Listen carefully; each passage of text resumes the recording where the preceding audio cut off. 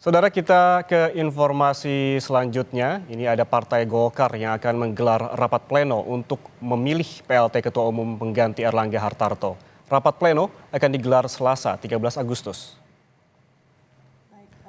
Partai Golkar akan menggelar rapat pleno guna menentukan PLT Ketua Umum Golkar pengganti Erlangga Hartarto. Rapat pleno menurut rencana digelar pada hari esok, Selasa 13 Agustus. PLT Ketua Umum nantinya bertugas menyiapkan pemilihan Ketua Umum definitif.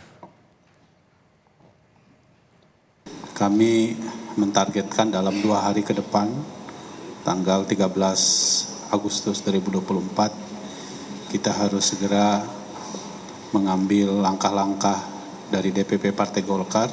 Dan tadi disebutkan oleh Pak Adis bahwa di forum pleno tersebut nanti akan ditentukan siapa PLT Ketua Umum yang akan menjalankan tugas-tugas Ketua Umum hingga mengantarkannya kepada Munas tahun 2024.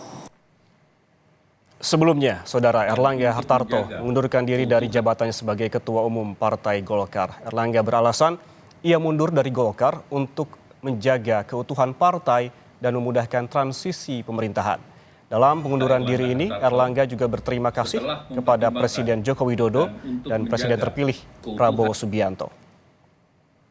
Saya Erlangga Hartarto, setelah mempertimbangkan dan untuk menjaga keutuhan Partai Golkar dalam rangka memastikan stabilitas transisi pemerintahan yang akan terjadi dalam waktu dekat, maka dengan mengucapkan Bismillahirrohmanirrohim, serta atas petunjuk Tuhan Yang Maha Besar, maka dengan ini saya menyatakan pengunduran diri sebagai Ketua Umum DPP Partai Golkar.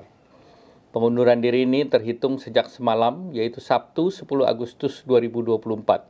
Secara khusus saya ingin berterima kasih kepada Bapak Presiden Joko Widodo dan Bapak Wapres Kiai Haji Ma'ruf Amin. Demikian pula terima kasih saya sampaikan kepada Presiden terpilih Bapak Prabowo Subianto dan Wakil Presiden terpilih Mas Gibran Rakabuming Raka.